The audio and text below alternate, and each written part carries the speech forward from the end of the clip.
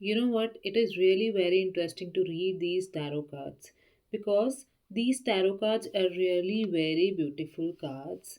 मतलब बहुत ही मज़ा आता है इन टैरो कार्ड्स को रीड करने के लिए। अगर आप टैरो रीडर नहीं भी बनना चाहते हो, मुझे ऐसा लगता है कि आपको सेल्फ रीडिंग करनी चाहिए। खुद के लिए टैरो रीडिंग करो आप।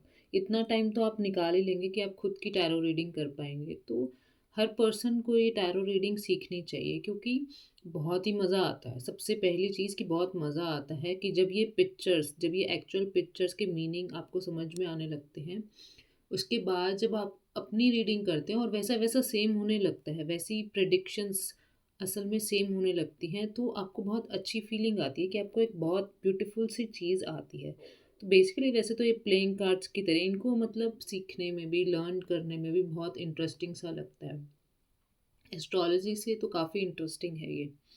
तो जो टैरो रीडर्स नहीं भी हैं, उनको भी ये टैरो रीडिंग सीखनी चाहिए, बिल्कुल आसान है और मैंने तो अपनी वीडियोज़ में बहुत ही ईज़ी लैंग्वेज में इन्हें समझाया है, आपको कोई टैरो कोर्स करने की ज़रूरत नहीं पड़ेगी।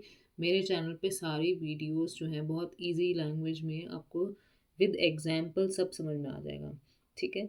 तो in continuation with our minor arcana tarot card series learning, we are going to learn our next card, Seven of Pentacles, upright also and reverse also.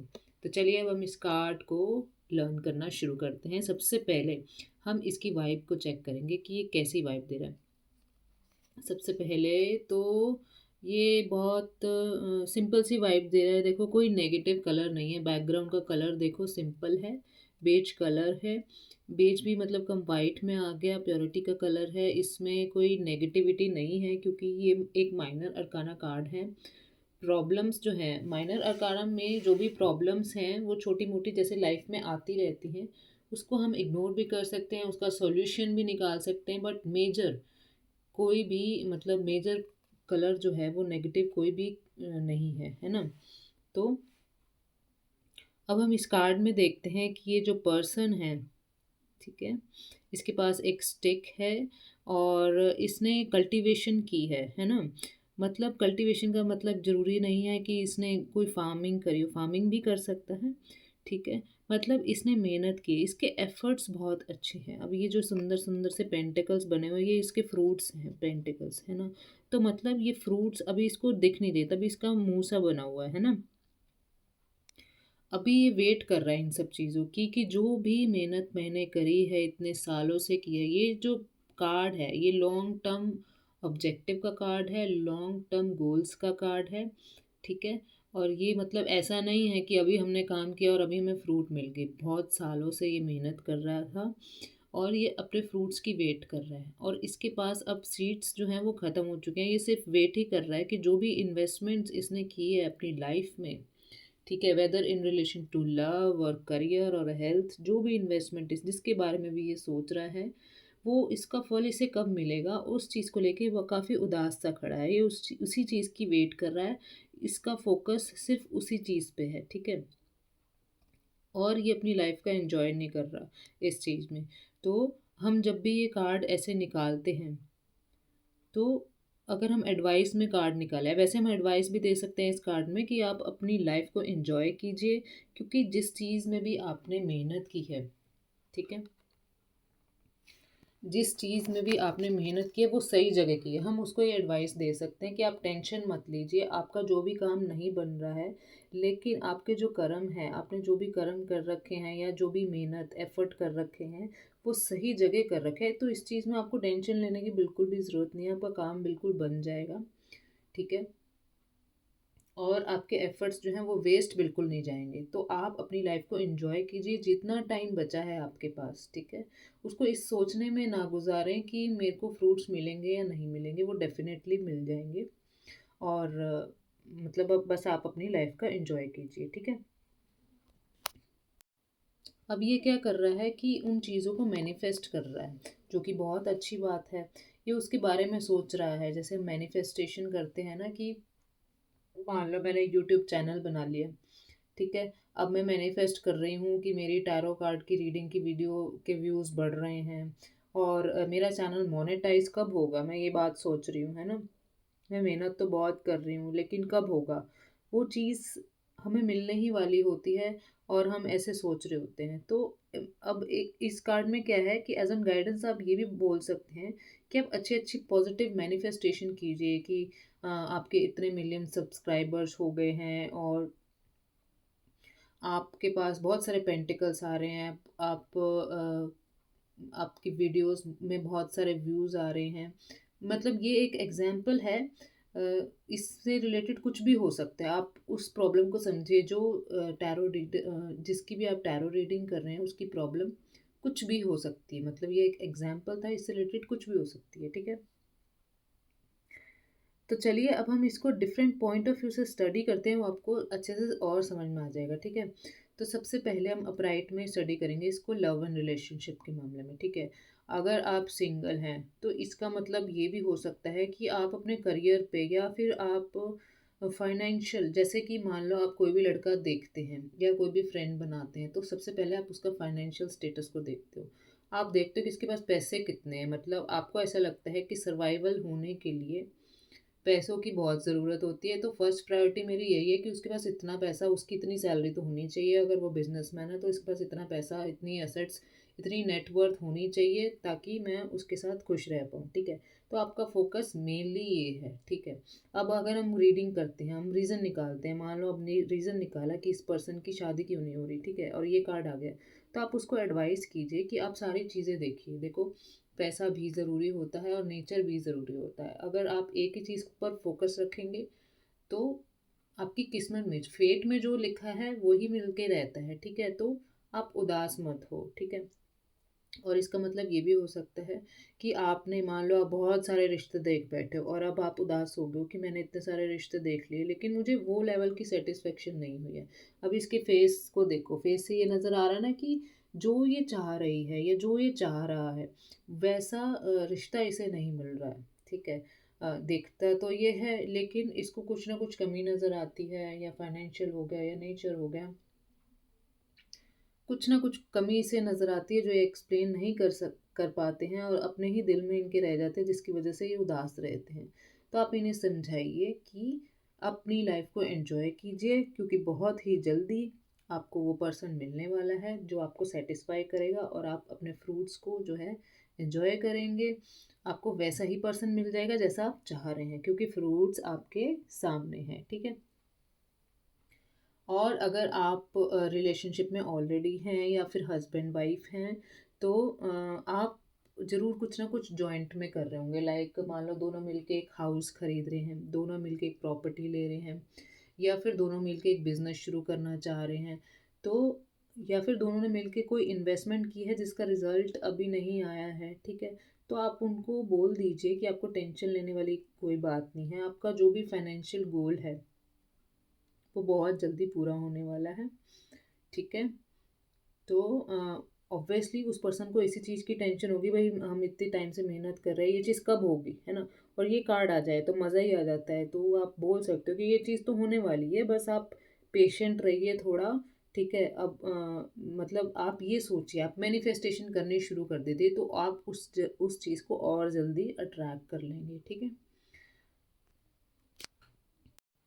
अब ये तो होगी रिलेशनशिप में फाइनेंस की बात। अगर वैसे ही देखा जाए, मान लो फाइनेंशियल कोई दिक्कत है ही नहीं या फाइनेंशियल गोल्स नहीं है, जॉइंटली नहीं है, तो इसका मतलब ये है कि मतलब एक पर्सन जो है वो करियर पे या फाइनेंस चीज़ों पे ज़्यादा फोकस कर रहा है रादर देन इमोशंस पे, ठीक है? तो आप उन्हें समझा सकते हैं कि आपका जो फ़ोकस है मेनली उस पे जा रहा है, आप इमोशंस पे कम फ़ोकस कर रहे हो जिससे दूसरे पर्सन को हर्ट हो सकता है। दूसरा पर्सन, अब मान लो कि एक वाइफ़ है, वो ये पूछ रही है कि मेरे हस्बैंड मेरे ऊपर ध्यान ही नहीं देते, और अगर ये कार्ड आ जाए, ठीक है? तो वो आप उनको ये कहना है कि वो अपने बिज़नेस पे आजकल ज़्यादा इन्वॉल्व हैं। हो सकता है कि उन्होंने कहीं पे पैसा लगा रखा हो, तो उनके माइंड में वही सब चीज़ें चलती हैं, इस वज़ह से वो आपके ऊपर ध्यान नहीं दे पा रहे हैं, ठीक है? तो उनको क्लैरिटी हो जाएगी। अब वाइफ़ हैं, ठीक है, वो कुछ भी सोच सकते हैं कि हाँ, क्या प्रॉब्लम है या क्यों मेरे ऊपर ध्यान नहीं दे, देयर आर नंबर, मतलब दिमाग बहुत ज़्यादा चल सकता है। लेकिन अगर ये कार्ड आ सकता है तो आप उनको समझाइए कि हाँ, उनका फोकस आजकल इन चीज़ों पे ज़्यादा है, फाइनेंस वाली चीज़ों पे ज़्यादा है, क्योंकि हो सकता है कि आप उनसे बात कीजिए, कहीं पे इन्वेस्टमेंट कर रखी हो या कुछ सोच रहे हों, कुछ आगे के लिए आप दोनों के फ्यूचर के लिए सोच रहे हों, तो ये सब चीज़ें ज़रूर होंगी, ठीक है? आप उनसे पूछना, ठीक है? तो अब आते हैं हम अपने करियर और फाइनेंस की तरफ। ऑब्वियसली ये तो क्लियर कट कार्ड है, बहुत अच्छे से समझ में आ जाता है कि अगर आपने मान लो शेयर्स पे पैसे लगा रखे हैं, ठीक है? अब वो जो शेयर है वो माइनस में ही बैठा हुआ है। तो अब आप सोच रहे हो यार, इतना पैसा तो मैंने इस शेयर पे लगा दिया, ये कब ऊपर आएगा, ठीक है? तो अब वो आने ही वाला है, अब अपनी टेंशन छोड़ दो, क्योंकि ये अप डाउन्स चलते ही रहते हैं, ठीक है? ये तो हो गई शेयर की बात। ऐसे कोई भी चीज़ हो सकती है, ठीक है? मान लो अगर आप जॉब करते हैं, ठीक है? तो आप किस चीज़ की वेट कर रहे हैं कि मेरी सैलरी कब बढ़ेगी? आपको वो सैटिस्फैक्शन नहीं हो रही अपनी सैलरी से। आपको लगता है मैंने काम तो खरा कर दिया, लेकिन मेरी सैलरी लेट हो जाती है, मुझे सैलरी नहीं मिलती है। ये सब चीज़ें हो सकती है, या फिर मुझे कोई अप्रिशिएट नहीं करता, मुझे मतलब वो बोनस वाली चीज़ नहीं है कि बोनस नहीं मिला। तो वो सब चीज़ आपको मिलने ही वाली है, ठीक है? वो सब चीज़ मिल जाएगी आपको, उस चीज़ की टेंशन आप छोड़ दो, ठीक है? और क्या चीज़ हो सकती है कि बिज़नेस में कोई इन्वेस्टमेंट हो सकती है, या कोई प्रोजेक्ट हो सकता है, कोई नई कंपनी हो सकती है। मान लो कोई एक्सपोर्ट का बिज़नेस नया शुरू करा, आपने शुरू तो कर लिया, उसको 6 महीने बीत गए, अभी आपका प्रॉफ़िट ही नहीं निकला, ठीक है? तो इसमें क्या हो सकता है कि निकलेगा, बिल्कुल निकलेगा, येस का कार्ड है। अपराइट में आपको बिल्कुल पॉज़िटिव चलना है, अच्छा चलना है, उन्हें समझाना है कि बस पेशेंटली वेट करो, और वेट में अपना वेट लूज़ ना करो, ठीक है? टेंशन मत खाओ, और क्या करो, सिर्फ़ और सिर्फ़ एन्जॉय करो अपनी लाइफ़ का, और वेट करो कि हमें फ्रूट्स मिलने वाला है। अच्छे से मैनिफेस्टेशन करो, रात को मैनिफेस्टेशन करके सो, बहुत ही मज़ा आएगा, ठीक है? और भी चीज़ें हैं, मतलब एक कार्ड के बहुत सारे मीनिंग होते हैं जो एक ही बारी में हमेशा याद नहीं रहते। अगर आपके माइंड में कोई भी क्वेश्चन आता है तो मुझे ज़रूर बताना, क्योंकि मुझे बहुत मज़ा आता है। जो एक कार्ड से लेते नए नए क्वेश्चंस बनते हैं ना, हर किसी के माइंड में नया क्वेश्चन आता है, तो मुझे बहुत मज़ा आता है उस क्वेश्चन को लेने में, ठीक है? तो आप बिल्कुल कमेंट बॉक्स में डाल देना जो भी क्वेश्चन आपके माइंड में आए, ठीक है? और अब हम देखते हैं इसको हेल्थ वाइज, ठीक है? हेल्थ वाइज ये कार्ड क्या कह रहा है?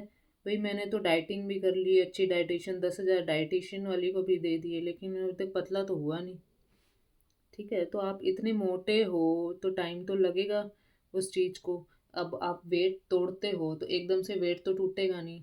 आप डेली एक्सरसाइज कर रहे हो, लेकिन 1 किलो भी आपका कम नहीं हो रहा, तो क्या है कि वो कुछ टाइम लेता है, बॉडी भी उस आदत को ढलने में थोड़ा टाइम लेती है। तो उसके बाद अब आप बिल्कुल ही आप बिल्कुल चलते चलो, ठीक है? आप जिस डाइट को फॉलो, अब उन्हें ये समझाइए कि जो भी ये डाइट आप फॉलो कर रहे हो वो गलत नहीं है, वो बिल्कुल सही ट्रैक पे आप जा रहे हो, और अपनी आपकी जो रूटीन है वो बिल्कुल ठीक है। बस आप टेंशन मत लो, बिल्कुल जल्दी जो है आपकी हेल्थ पे ये फ़र्क होने लगेगा। अब ये ज़रूरी तो नहीं है हर किसी का पतले मोटे होने का ही क्वेश्चन हो, तो ये जस्ट एक एग्जाम्पल है, ठीक है?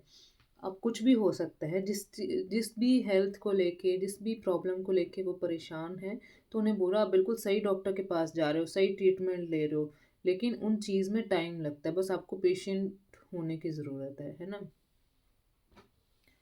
और मान लो आप स्पिरिचुअल हो, स्पिरिचुअल पाथ पे जा रहे हो, मैं भगवान के पास डेली जाती हूँ, ठीक है? जल चढ़ाने जाती हूँ, लेकिन उनके पास बैठ के मतलब एक हो जाता है ना कि क्या मेरे को फ्रूट्स तो मिल नहीं रहे, मैं रोज़ आ जाती हूँ मंदिर, और भगवान मेरे को दे तो रहे नहीं है जो मैं चाह रही, मेरे को हो गए 3-4 साल हो गए डेली मंदिर जाते हुए, लेकिन मुझे वो फ्रूट्स तो मिल नहीं रहे हैं, है ना?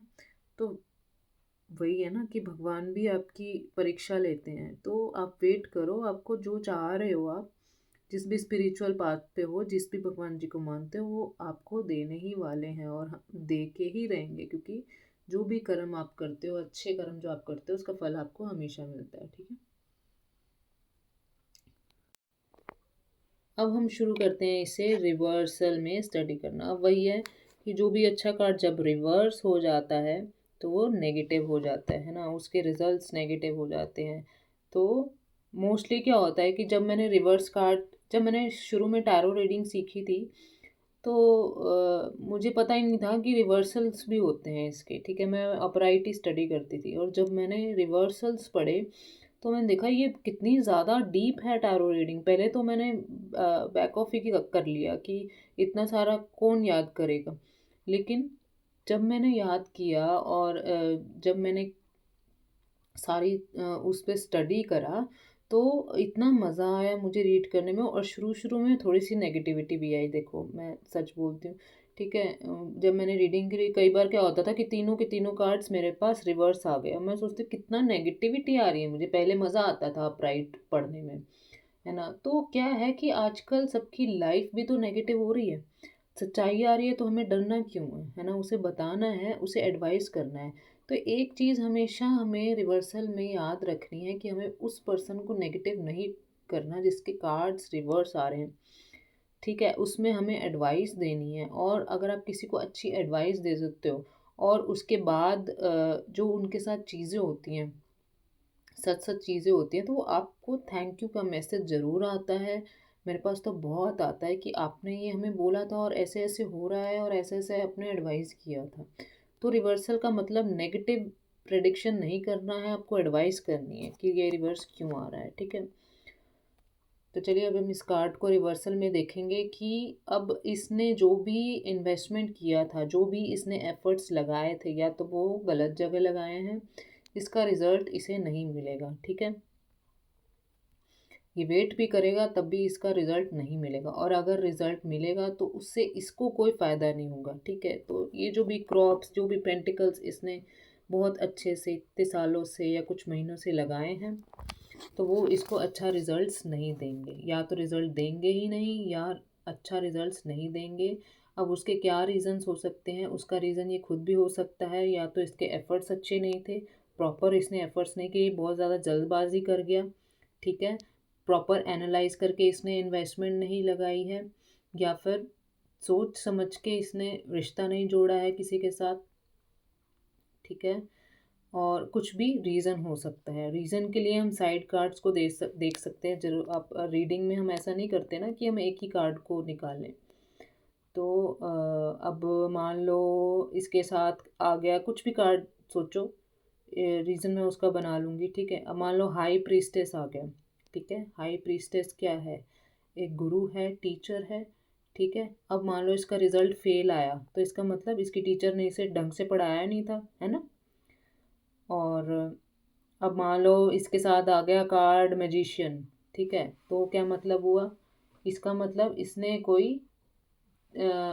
कोई फ़ास्ट रूल अपनाया है इस रिज़ल्ट्स को अपनाने का। इसने बीच में कोई ट्रिक अपनाई है ज़रूर, जिसका रिज़ल्ट इसे नहीं मिला, क्योंकि इसकी किस्मत में तो ये लिखा था कि ये हार्ड वर्क करेगा तभी इसको रिज़ल्ट मिलेगा। और इसने क्या किया कि शॉर्टकट मार लिया उस चीज़ का, ट्रिक मार ली कि ऐसे-ऐसे कर लूँगा, पैसे आ जाएँगे। किसी ने इसको बता दिया भई तो सुबह उठ के ये शेयर खरीद रही हो, शाम को बेच दियो और तेरे पे पैसे आ जाएँगे। लेकिन इसकी किस्मत तो हार्ड वर्किंग वाली है, इसको पैसे नहीं मिले, इसका शेयर नेगेटिव में चला गया, है ना?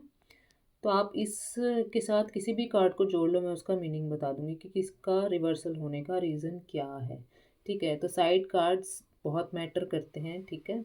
आप बेसिकली क्या होता है ना कि आप कार्ड्स को देख के कहानियाँ बनाओ, बहुत अच्छे से बन जाती हैं, लेकिन उस चीज़ के लिए मिनिमम मिनिमम 6 मंथ्स की प्रैक्टिस है, आपको पेशेंस लूज़ नहीं करनी है। कई बार हो जाती है, मेरे साथ भी बहुत बार होता था कि मुझे कार्ड्स के मीनिंग समझ में नहीं आते थे, मैं रेज़ोनेट नहीं कर पाती थी। लेकिन जब एक बार आदत पड़ जाती है तो बहुत मज़ा आता है, ट्रस्ट मी, ठीक है? तो सबसे पहले हम इसको लव एंड रिलेशनशिप में स्टडी करेंगे। तो जिस भी गोल पे दोनों चल रहे थे, जो भी हस्बैंड वाइफ हैं या गर्लफ्रेंड बॉयफ्रेंड है, जिस भी गोल पर दोनों चल रहे हैं, या तो वो गोल ठीक नहीं है, ठीक है? उन्हें चेंज करने चाहिए अपने गोल्स को, या फिर जिस भी गोल पे वो चल रहे हैं वो उनको अच्छा रिज़ल्ट नहीं देगा, तो उनको अभी रुक जाना चाहिए, अलर्ट हो जाना चाहिए, है ना? तो और एक चीज़ और हो सकती है कि दोनों में से कोई एक पर्सन अपने करियर पे इतना ज़्यादा फ़ोकस कर रहा है कि जिसकी वजह से वो रिलेशनशिप ख़राब हो रहा है। तो आपको इस केस में सिर्फ़ एडवाइस करना है कि भई मतलब पैसा सब कुछ नहीं होता है। आपको एक दूसरे को टाइम देना चाहिए। इसमें क्या एडवाइस करेंगे कि आप एक दूसरे को टाइम दीजिए, स्पेस ना दीजिए, टाइम दीजिए, तभी आपका रिलेशनशिप अच्छे से चल पाएगा। ठीक है?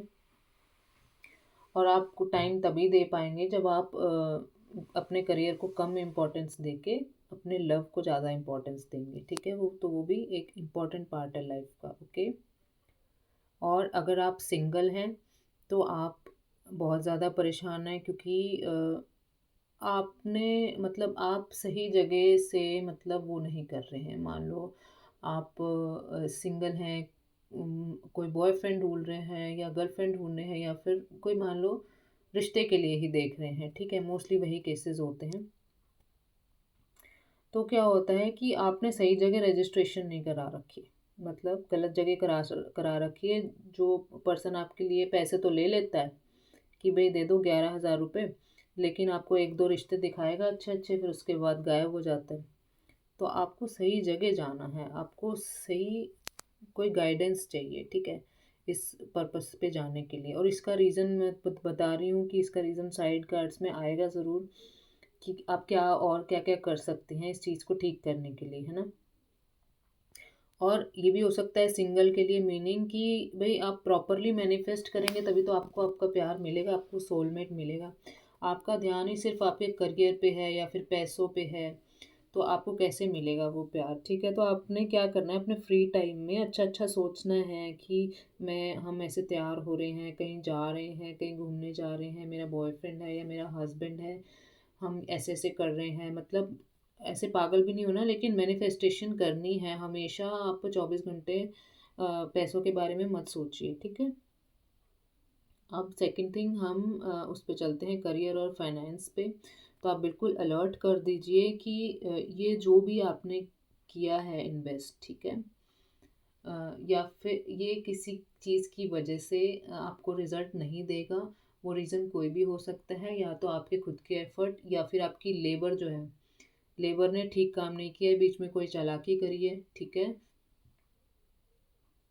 या फिर आपके एम्प्लॉयज़ जो हैं, उनकी वजह से, उनकी किसी गलती की वजह से आपको रिजल्ट नहीं मिलेगा। कुछ भी रीज़न हो सकता है जिसकी वजह से आपको रिजल्ट नहीं मिलेगा। अगर आप बिजनेसमैन हैं तो भी, अगर आप जॉब पे हैं तो आपसे कोई गलती हो सकती है जिसकी वजह से आपकी सैलरी हो सकता है कट हो जाए। अब इसमें क्या कर सकते हैं आप? ठीक है? अगर मान लो आपने एक प्रोजेक्ट किया, ठीक है, अब उसमें आपको रिजल्ट नहीं मिले, ज़रूरी नहीं है कि नेगेटिव रिजल्ट आएगा। अब ये कार्ड इतना नेगेटिव नहीं है, हो सकता है कि आपको प्रॉफिट ना हो। आप, ज़रूरी नहीं है कि लॉसेस में जाओगे आप, आपको प्रॉफिट नहीं होगा। लेकिन प्रॉफिट नहीं हो रहा तो उसके लिए क्या अकाउंटेंसी क्या कहती है, आप उन्हें समझा सकते हो ना कि आप कॉस्ट कटिंग करो अपनी। ठीक है? आप मतलब सैलरीज तो क्या कम करोगे, कॉस्ट कटिंग जो है वो बहुत मतलब तरीके से, अच्छे तरीके से हो जाती है। अगर आप छोटी छोटी कॉस्ट जो है, मान लो पेपर कॉस्ट हो गई, या मान लो प्रिंट आउट्स कहीं जा रहे हैं, छोटी छोटी कॉस्ट को भी कम करोगे तो भी आपका प्रॉफिट निकलना शुरू हो जाएगा। आपको सॉल्यूशन निकालनी है। ठीक है? आप अपने अकाउंटेंट से भी पूछ सकते हैं, वो ही आपको गाइड कर देगा कि किस चीज़ की वजह से बैलेंस शीट में प्रॉफिट नहीं आ रहा। ठीक है? अब आप अगर जॉब कर रहे हैं तो इसका मतलब आप सेटिस्फाई नहीं है। ठीक है? आप अपनी जॉब से सेटिस्फाई नहीं है। जॉब से सेटिस्फाई हो ना हो, आप अपनी सैलरी से सेटिस्फाई नहीं है। आपको लगता है मैं मेहनत ज़्यादा करता हूँ और मुझे सैलरी बहुत कम मिलती है। तो आप जॉब स्विच भी कर सकते हैं। ठीक है? और आगे वाले कार्ड्स देख सकते हैं कि आपको अच्छी पैकेज मिल रहा है या नहीं मिल रहा। अगर आपको जॉब सेटिस्फेक्शन भी नहीं है तो आप जॉब छोड़ ही दीजिए, ये वाली कोई और स्विच कर लीजिए। तो there are many solutions to it. Okay? तो चलिए अब हेल्थ की बात करें। तो हेल्थ का मतलब ये है कि तुम खुद सुधर जाओ, है ना? अगर तुम डाइटिंग के बीच में कुछ ना कुछ तला हुआ या फास्ट फूड खा लेते हो तो रिजल्ट मिलेगा कैसे, है ना? तो हेल्थ के मामले में अगर आपको रिजल्ट नहीं मिल रहा तो आपकी खुद की गलती है, या फिर कोई हो सकता है कि कोई प्रॉब्लम हो आपको, है ना? अब वो कहते हैं ना, थायराइड हो तो मोटापा वैसे ही रहता है ना? ओबेसिटी वैसे ही रहेगी। और कुछ भी हो सकता है, पीसीओएस, पीसीओडी, अब आजकल बहुत सारी वो है ना डिसीजेज जिसकी वजह से हेल्थ प्रॉब्लम होती है और आपको रिजल्ट नहीं मिलता, तो आपको कोर प्रॉब्लम की तरफ जाना है, डॉक्टर से चेकअप करवाना है कि आपकी कोर प्रॉब्लम क्या है ना, उससे आपको रिजल्ट मिलेंगे। ठीक है। और एक चीज़ और है इसमें जो मैं पहले बताना भूल गई, अपराइट में भी, कि ये प्रेगनेंसी का भी कार्ड होता है। अगर ये अपराइट है तो हो सकता है कि लेडी प्रेग्नेंट हो, है ना, और अगर ये रिवर्स आए तो प्रेगनेंसी में प्रॉब्लम हो सकती है। ठीक है। तो और भी बहुत सारे मीनिंग हैं जो कि सारे एक टाइम पे याद नहीं आते और एक टाइम पे कवर नहीं होते। जब डिफरेंट डिफरेंट लोग आते हैं, बात पूछते हैं, तभी पता चलता है ना। तो वो एक वीडियो में कवर नहीं होंगे, लेकिन कमेंट बॉक्स में कवर हो जाएंगे अगर आप कमेंट्स डालेंगे तो। ठीक है। सो आई जस्ट थिंक आपको बहुत अच्छे से इसके मीनिंग समझ में आए हो। तो अगर आ गए हैं आपको अच्छे से मीनिंग समझ, तो आप ये चैनल को सब्सक्राइब कर लो, and thank you so much.